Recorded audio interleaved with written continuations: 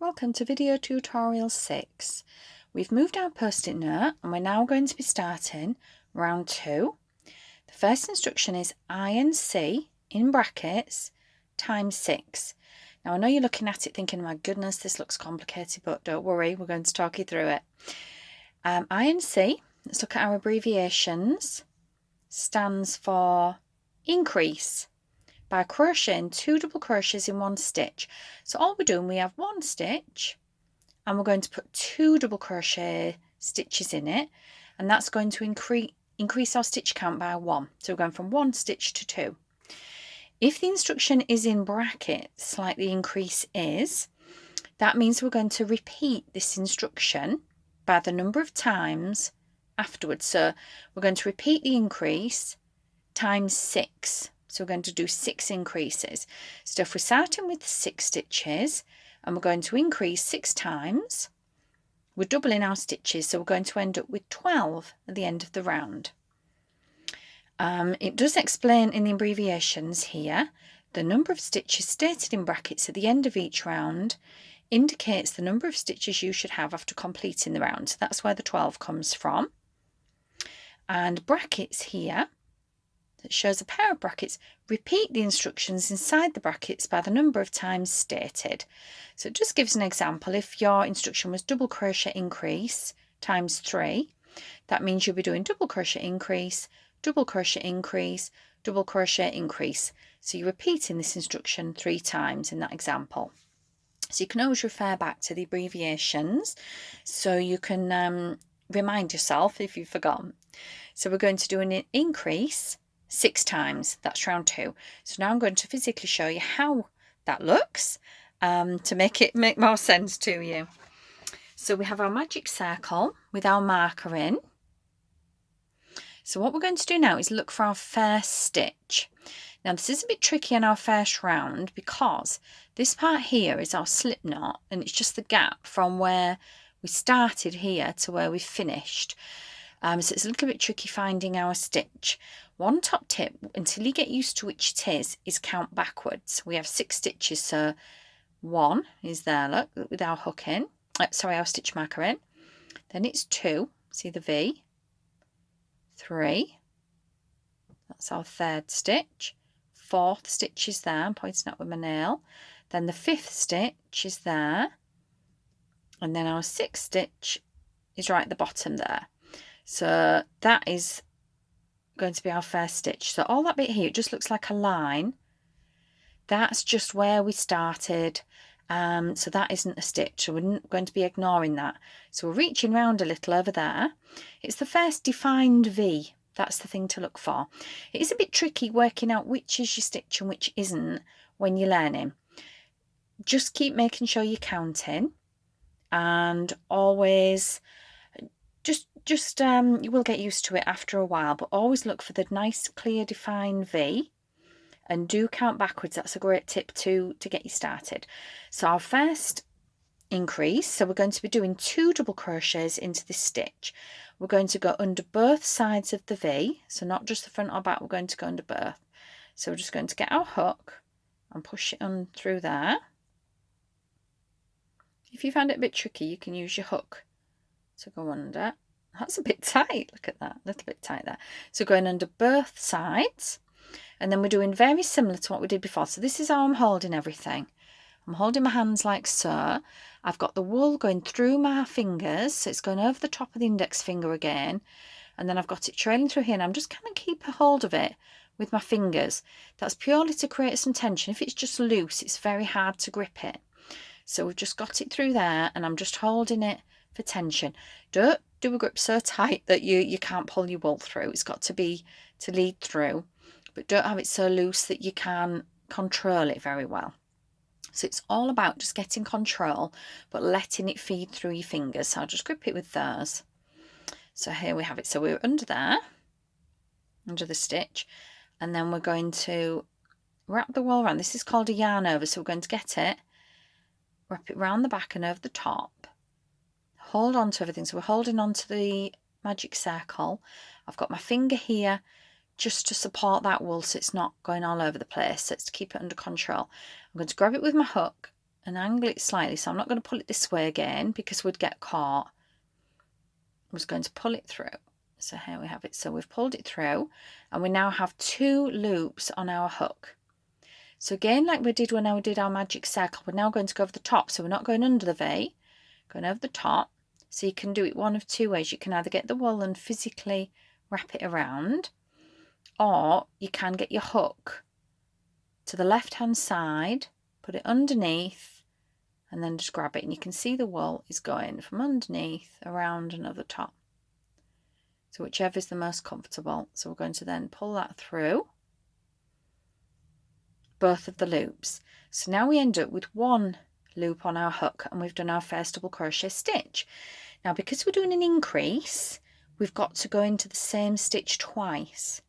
So we're going to go back in that same hole there,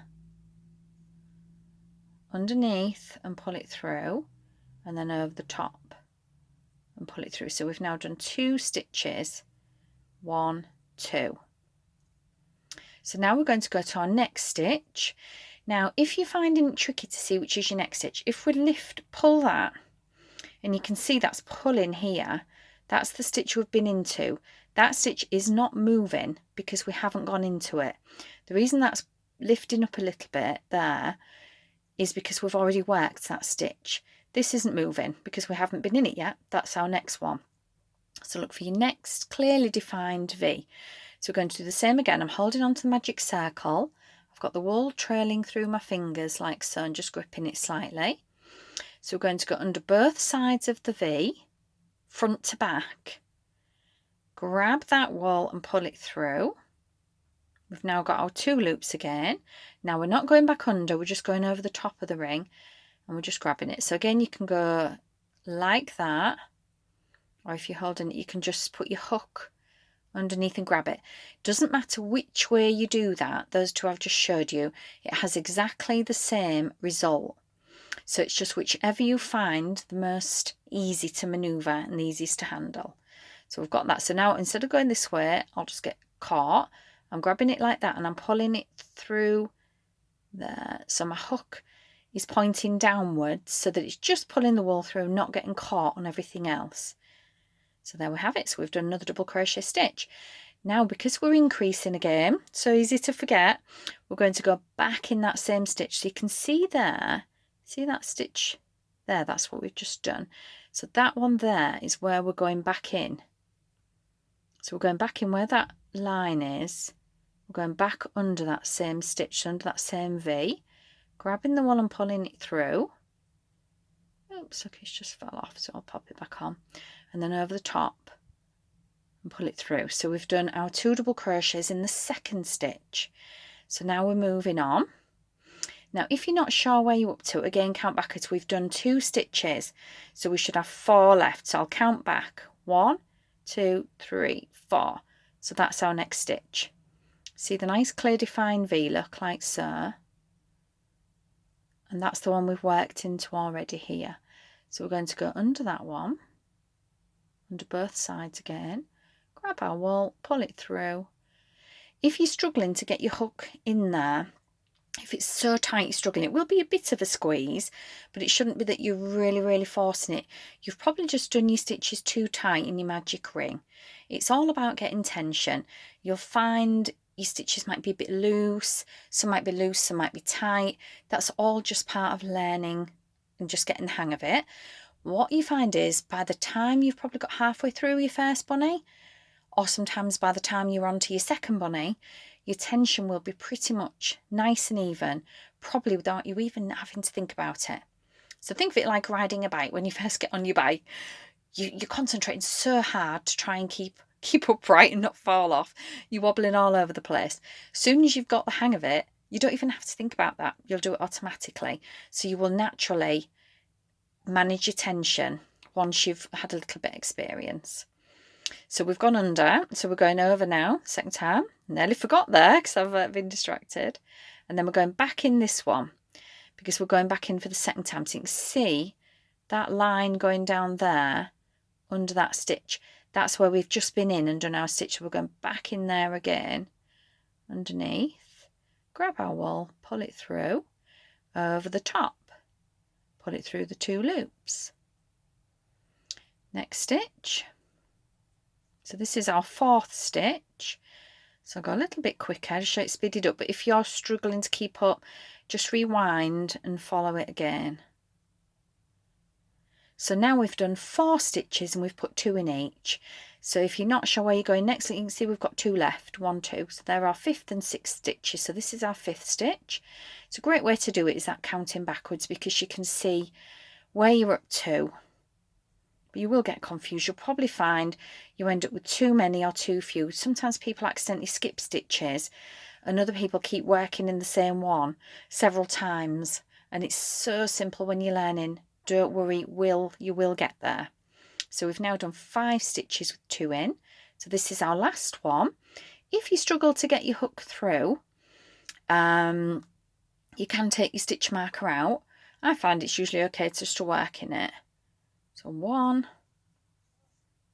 under over, and then again our 2nd stitch, under over, and that's it.